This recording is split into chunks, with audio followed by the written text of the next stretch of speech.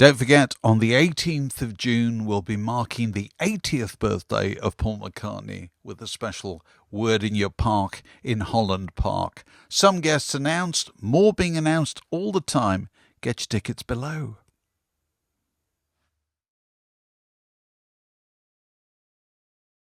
Word in Your Attic, a Zoom with a view. Welcome to another Word in Your Attic, and to someone who needs absolutely no introduction and who's about to go out round the UK once again, scaring the locals with the reformed public image. It's the great John Lydon. John, fantastic to see you. Scaring the locals. Scaring the locals. I hope so. You will. I hope so. It's what we want. So whereabouts are you and how are you? If truth and honesty scare the locals, then, you know, the locals, I recommend stay in the local. I'm in California at the moment. Yeah. Getting myself ready for this tour. It's been 2 years now planning it. We were supposed to do this 2 years ago, but the COVID nonsense crept in. Yeah. And the anxiety now is really, I mean, I'm a creature that suffers from stage fright. But waiting 2 years now has really, really nauseated me. I've lost my beer belly with worry. So tell it who's in public image on this tour. The usual suspects. That's Bruce Smith, Lou Edmonds, and Scotty. Oh, Lou Edmonds of the Mekons. Lou Edmonds, I interviewed in 1978 when he was a member of the group called The Edge. The Edge with John Moss on drums. Listen, Lou is an oft misunderstood, I think, somewhat of a musical genius, and it's a pleasure to work with him. I feel that about all of them, but mostly because they are genuinely my friends. It's quite amazing that after the years and years and years of animosity and curmudgeonliness that I've had to put up with previous members, I found that you can actually make music with people you like. It doesn't all have to be adversity. And that's a wonderful, wonderful new tool in our arsenal. So what can people look forward to on this tour? Well, they can look forward to barefaced, brassic honesty and songs that deal with human emotions in a much more direct way. An honest way, a simplistic way, maybe sometimes, but the songs shapeshift on stage. According to how much eye contact an audience gives me as the singer, I will respond to their emotions. And that generosity between audience and band, I think, is the highlight of what public image is. We view ourselves as a folk band, or even opera, because that's the communication of it. We're trying to find the answers to the mystery of human emotions. It's a very, very hard thing to do because pop music has been so riddled with fake news by endless bands. It's very hard to get through that dribble. If people are expecting like a fantastic light shows and the likes, that's not going to happen. All right. When we get to a venue, it all depends on how many light bulbs they've got over the stage. Beyond that, we're not too considerate. If we're in the dark, it's the music what counts. So what's as long as I can see the audience, I'm rocking. That's where all the energy goes and comes back from them. So if you saw two shows consecutively, would they be completely different? Because it sounds very spontaneous. They always end up different. You cannot do it the same night after night. You rehearse to try and get some semblance of organisation in a song, but it very, very much depends on the atmosphere that each town will give you. And so if it's a lousy gig, it ain't our fault. That's just, yeah. Blame no, that's the truth of it. That's the energy. That's the point. I mean, when I first started in music, I was very shy. Oh, it's a terrible shy person I am. And I couldn't bear the thought of people being so close, staring at me. Right? But I've got over that and found that to be the most enjoyable thing that can happen. That you're being absolutely honest. And that's really worthy of some serious stage fright, to go out there mentally naked, and whatever happens, but you'll be true to yourself, innit? And the songs that I write, they're always emotional, one way or another, whether I'm having a go at an institution or screaming in agony at the death of my mother and my father. These are all very relevant situations to me. I don't just rhyme words. They have to be about the life I'm experiencing. And by sharing that with an audience, they're giving that back to me, that they have similar feelings and emotions. That's a wonderful way to write music. There's your inspiration. How can I ever run out of ideas for songs when I've got such a good audience?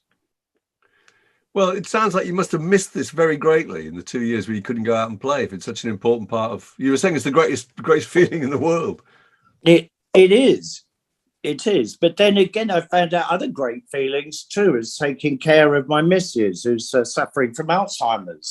That's yes, we heard. 24/7. We're very sympathetic. Yeah, that's very, very serious bunch of well, you have to be occupied the whole time, and you can't shapeshift or daydream.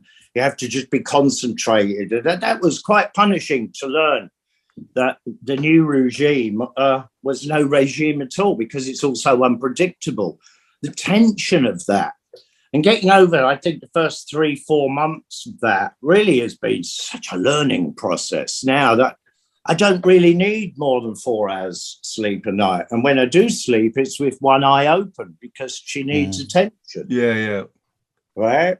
It's a very hard thing to come to grips with. But when you truly love someone, that happens. It just happens. You don't question it. These are the gifts that the God has given us. Yeah. Let's play the hand. Well, look, we were going to ask you about just about some of the music you liked when you were growing up, and I think we usually start with the family home, which I think, well, for you was near the Arsenal Stadium, wasn't it? Is that right? Oh yeah, right round the corner. Yeah, that's why I'm an Arsenal supporter. That's the first thing my dad said to me at age 4: support your local team. And damn right, and that's what you should do, and you stick with that sense of loyalty and community. That will always be in me. The music I was brought up on, well, my mum and dad were what were they playing? Can you remember what kind of stuff they were playing? Everything. Lots of Irish music, lots of early ska too. Oh, right. You know, because they're a very mixed neighbourhood, Arsenal land. Yeah. And so extreme variety. I mean, I heard the Kinks, who really got me through my mum and dad. So this is like how I love the Kinks. It's not because it fits cozily into a record collection. It's because my mum and dad introduced it to me. I know that was a tough song to be playing on a dance set when I was young. Yeah, absolutely. My mum and dad, they wanted me to be the DJ while they all hoofed it with the neighbours. Oh, really? Were there parties and so forth? Oh, yeah. Every Friday and Saturday night. So how old were you then? Never a Sunday, because you have to work on Monday. Yeah. How old were you then when you were the DJ? Oh, from about 4 or 5 onwards. What did you play? This is brilliant. What kind of stuff were you playing? Everything they had, right? And I watched them and what would get them hoofing away out there, you know, because my vision of them was waist height. So I suppose I was focusing on their genitals bouncing. When did you first buy records yourself? Can you remember? Where? Sorry, I can't get over that bad joke. The one problem I had with them was the Beatles. I could never get into that "She Loves You, yeah" stuff. It was just something in it that was repulsive to me. But you've got to also understand that pop music was a new thing, because the BBC was the only radio and they'd play endless, horrible classical music. Right? I think Sergeant Pepper's and them early BBC John Peel's and the rest, and Radio Caroline really cracked the ice. So anything new and different was exciting, and my mum and dad were well into that, and that's where I learnt my appreciation of variety. Radio 1, did they play Radio 1? Not well, when it was classical, there it was. Yeah. You know, and it was dismal and it would ruin a day. This is prior to having a TV. Oh, really? You didn't have a TV at first? No, not until about 10. Right. Can you remember the first record you ever bought? That's when a phone came in too. My gosh, weren't we getting modern? Oh, right. But even at that age, we still didn't have an indoor toilet. We'd have to use an outdoor latrine shared with a local pub. Wow. That's, you know, people can yak on about like poverty and inequality, but hello, try beating that one. Yeah. There's very dangerous times to want to go to the toilet late at night, what with all the drunks ambling in and peeing all over the place. And it's dangerous. So hence piss pots under the bed. But there's another little aspect of that. The steam off your wee and your number twos would, of course, seep up into the mattress and cause rot. And that rot would, of course, make the iron springs, because that's what mattresses were made of then, creep up through and bing into you. So getting stabbed twice nightly by a bed string was a regular occurrence. Oh, grief. It's all right. It's just, that's life, though. I don't think anybody around our neighbourhood had it any better. Of course, some had indoor toilets, luxury. But there was no snobbery, and you could leave doors open. There'd be no burglary or theft or hatred. And very, very mixed. A lot of Jamaican, a lot of Irish, German too, and Italian from the war that decided they want to move to England. And not all of them either Jewish either, just very, very mixed. And lots of very poor English people. And it was, I suppose, there's your melting pot. Get on with it. What was it? Were there record shops you can remember from being from that around that area from being young? Can you remember any of them? Loved them. There were two on Holloway Road.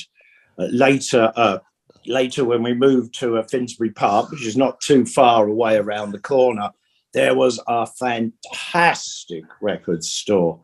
It was a tiny little room run by a very, very old white-haired lady, exactly the kind that you would be thinking sipping tea and quaffing a donut.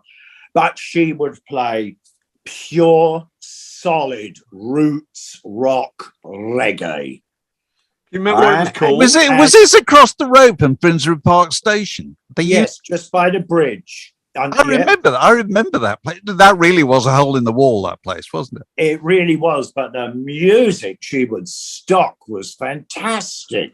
So you'd be getting that and mixed in with bits of Jimi Hendrix and, you know, the more madder side of metal music at that time. It was great, that store. Such a variety of people, all, you know, in there to listen to different things, but having their brains opened by this sweet little old lady who you would think should be knitting cardigans.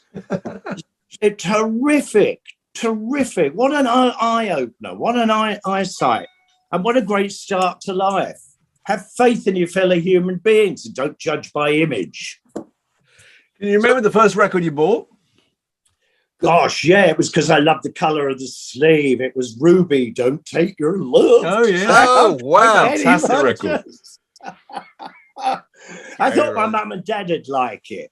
Great record. I loved doing jobs and earning money to buy the clothes I wanted and stuff. So, I'd buy them little gifts like that.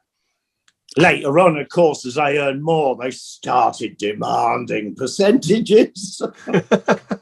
Oh, parents are very unforgiving. But from that day on, I just records. I saved up enough to buy my own record player by 11, which was an old Amstrad amp with a I think they were Wharfdales, the speakers, and I moved up to Tannoys, and then I wanted bigger and bigger amps. And of course, Mum and Dad weren't quite appreciating my musical adventures by that point. But there was a good little reminder there. I told Alice about this too. Alice Cooper, my mum loved him. She thought it was great fun. Just really got into like the hilarity, and I suppose the theatre of it. She seen no harm in it at all. Who was the first band you saw? Can you remember? Live? Yeah. Oh my God! Live. The first person I ever saw was Cliff Richards. Prior to it being the Rainbow in Finsbury Park, when it was called. How did that happen? Who did you go with? My mum and dad. They took me. Yeah. We were up in the balcony, and I couldn't hear anything at all of him. Just girls screaming, and my young ears couldn't take it. It was awful. I couldn't figure out why these girls were screaming. Late developer. So that was in the 60s, was it? It's just that wall of sound of the screaming. So I'm very, very in tune with you know, I was only, 6 at the time, we were say. No, even younger. But I appreciate now, looking back, when people talk about the Beatles and how the girls screaming and how new that was. So I've got connections to it.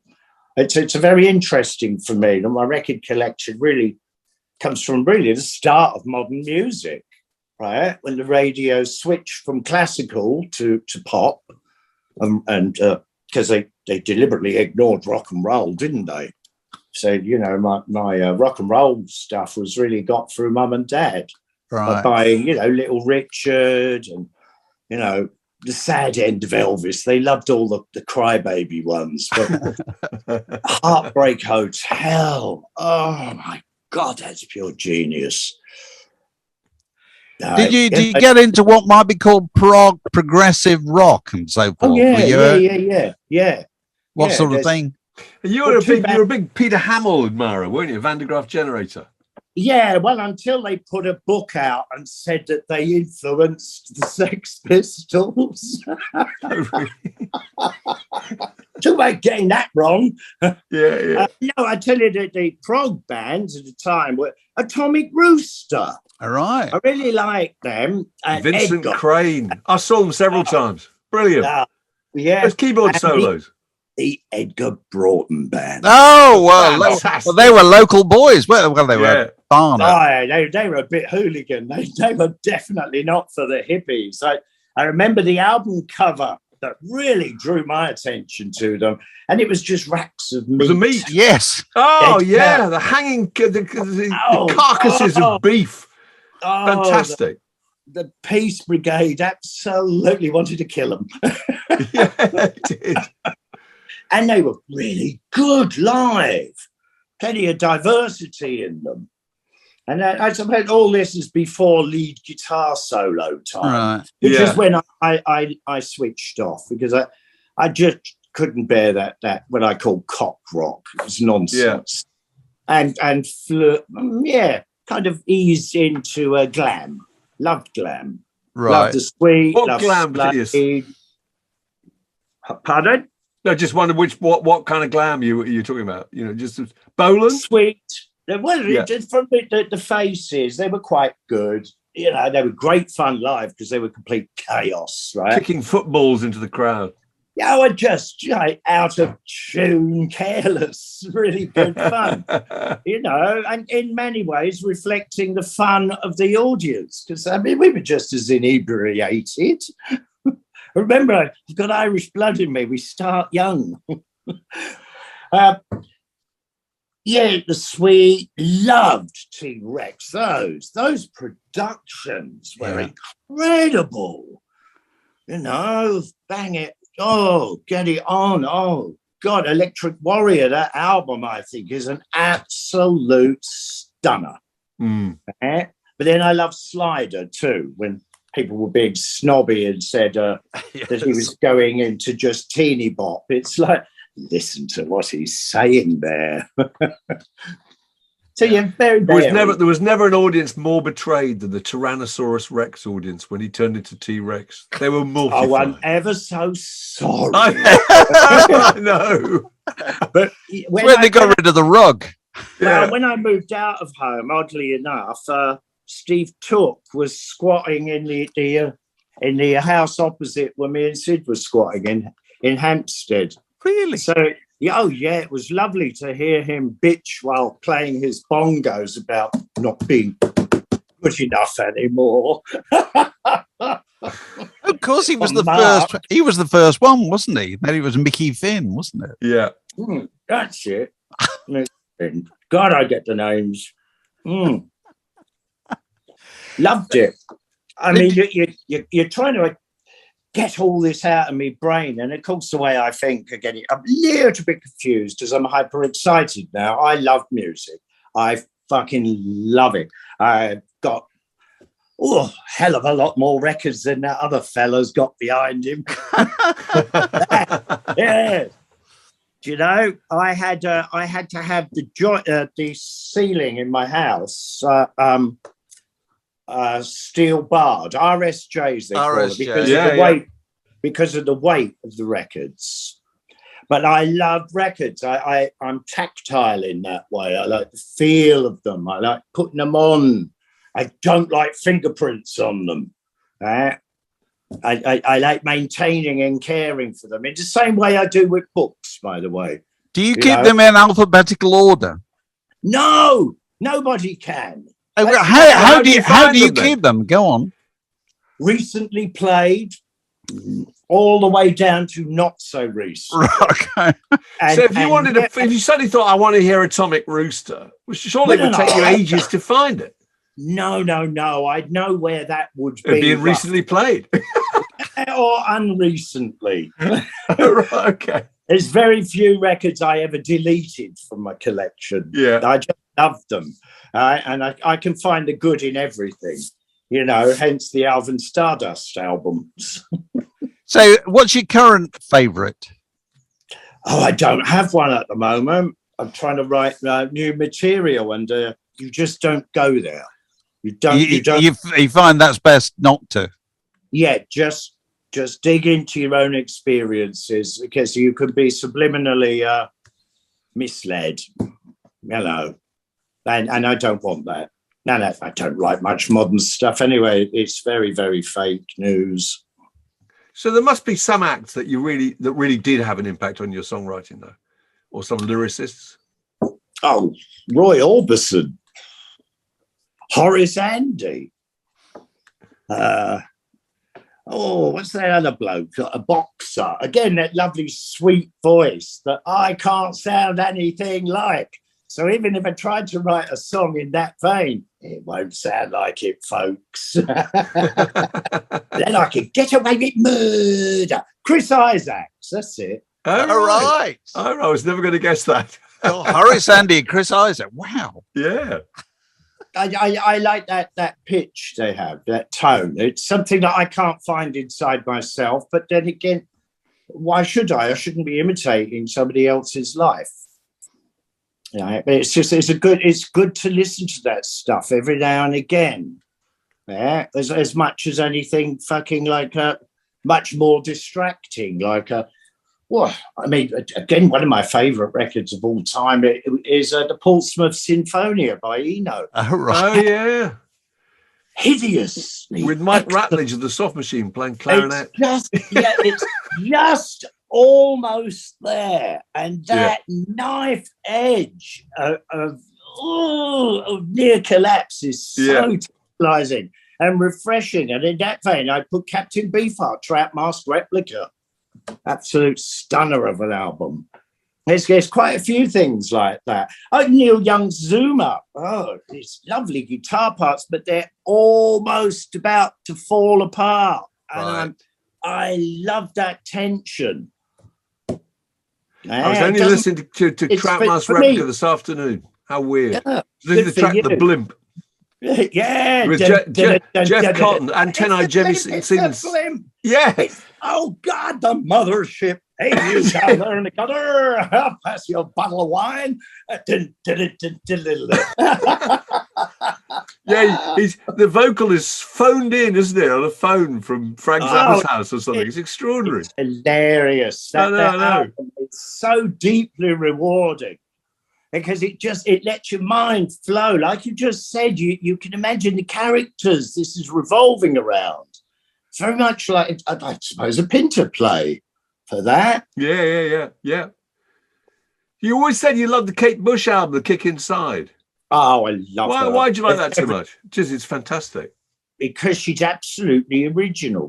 And when I first heard that, Heathcliff, it's way up there. It kind of frightened me. And then I found she was opening us up to a whole new range of emotions.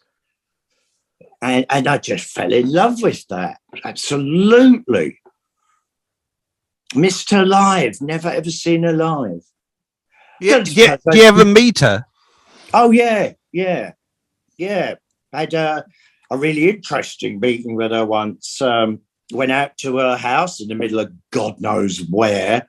There's this old Georgian thing, endless fields and lawns to drive through in the middle of the night to get there. I brought Nora and we went out for dinner. But it was about writing a song together. And by the time I got round to writing it, she just thought I was a little bit insane. I called the song Bird in Hand, and it was about rescuing parrots from the illegal parrot smuggling from South America into Florida. I just imagine her going, yes, let's do it. That's what we're looking for. That sounds commercial. Yeah. Well, it's kind of clever, though, right? Because I knew I couldn't match her range, right? So I'd have to be finding something else. And I thought, you know what, John, if you really listen to yourself, you sound a bit like a parrot. So that would be my part. Kate, please rescue me from this illegal parrot importation. And then she could give it the Heathcliff over the top. I'm mortified this never happened. I know. Well, it's happened now. We've heard It about has now. Yeah, it's happened now. I was more mortified because she ended up doing a duo with Sting, which amounted to not very much. So look, we traditionally finish these chats by asking people to tell us what's the best record ever made. But do you have an answer to that question? I don't think it's possible. Okay. Give us some possible contenders. The way we are as human beings, you cannot restrict yourself to one set of emotions. As a normal day flies by, you go in and out of different moods requiring different backdrops to keep you alive. So the idea of a desert island disc list I've always found really impossible, because by the time I give you that, like my top 5 or my top 1 even, I've changed my mind. No, that's fair enough. We're all the same. Fair enough. We feel different every day. But are there any that have just never let you down? Any records that never let you down? Oh, there was one album that let me down. Quintessence. I saw Quintessence at the Guildford Civic Hall. I saw them support the Who and the Small Faces at the Oval. Oh no! Right. God, they wouldn't have fared very well. They were shocking. But it was a squeaky, fluty The flute player going on. The flute player. I had 2 members of the band were sitting on satin cushions. Yes. Yeah, all of that. But look, I'm interested, and so I bought an album thinking, there must be more to this, and so bingo, there wasn't. It was worse than I'd heard it live. This is good, Dave. Instead of the greatest record, we're going to change it. We're not going to have the greatest record. It's the most grievously disappointed record. Quintessence. Quintessence. No, you won't get much opposition on that score. No. Yeah. I tell you one thing I did love was the. Do you remember the Macbeth movie? The Third Ear Band. Yes. Yes. Love them. I love the landscapes they created. And I think that years later, that's kind of, there's a shadow of that in things like Enya. Yeah. Right? Yeah. And many other things. And I still wallow in that. Yeah. I really love that band live. They play some really interesting things. And the other one, of course, is the Groundhogs and Grenidrolog. God, these are my people. Oh, yeah. Thank Christ for the bomb by the Groundhogs. Surely great. And the cover, too, the cartoon cover. Oh, God, bang. The Groundhogs are so loud live. But then so were the Pink Fairies, and I loved them. Love the Pink Fairies live. And so, you know, when people go, well, what the early influences of punk, and they'll name a whole load of American bands. But they're not quite aware we didn't know much about American bands, and we had a very strong culture of our own. Thank you. Fair enough. I just thought I'd say that for the troops. Yeah. Can we ask you about, there's the Sex Pistols, the original recordings coming out. Does that incur great displeasure? No, there's a small release of God Save the Queen, which I think that's kind of somewhat appropriate. Yeah. But all the rest of it, no. What happened after a really wicked court case where a Disney corporation decided to go up against me. But this is the Pistol miniseries, Dany Boyle-directed. Over a film I've still yet to see. Nobody's offered me anything. I have no idea what the script is. I don't know how these actors were appointed. All this was done at least a year to 3 in the making, behind my back, without any attention to me. Yet in that they're using, well, everything I gave them. As a band, they did nothing before me, and as people, they've done even less since. So, of course, I'm upset about that. I think they're going to rubbish everything that was good about that band by turning it into a cheap, badly made merchandise. The cat end, all the stuff that for years and years and years I was protecting them from. Right, trying to maintain a high standard. If we release things, they'd be properly boxed, proper information. Right, keep the price down, make sure they're damn good recordings. Yeah, all of that now they're indifferent. They're up for the money, like some cheap kiss me quick hats on a seaside stall. You know, except the kiss is blurry. Okay. It's details in life that matter, and you cannot disrespect your audience. It's not only me, but they've just completely disrespected all of that original audience in the guise of going for a new set of fans. Well, what new set of fans want to know that the man who wrote the songs has been ostracized from the product? It's really, really stupid. So I suppose they're selling fake. Here's the new fake, the rock and roll swindle all over again, you know, which I won the previous court case with. So no matter what now, I'm not responsible. And there's some pretty terrible, terrible merchandise ideas that are going to come out. And I want the world to know that that's not me. It's not me. Yeah. Well, that's very understandable. Yeah. Very upsetting too, because a lot of this stuff, well, it has sexual connotations that are dubious at best. And so they've gone for like the wrong end of things just to be sensational. And I think there's much more quality to the Pistols than that. Well, that's totally understood. And John, it's been fantastic to talk to you. It's been really brilliant. Thank you so much for that. Oh, you're just saying that.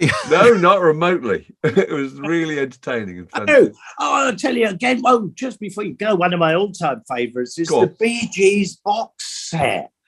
Because my mum and dad loved the Bee Gees, right?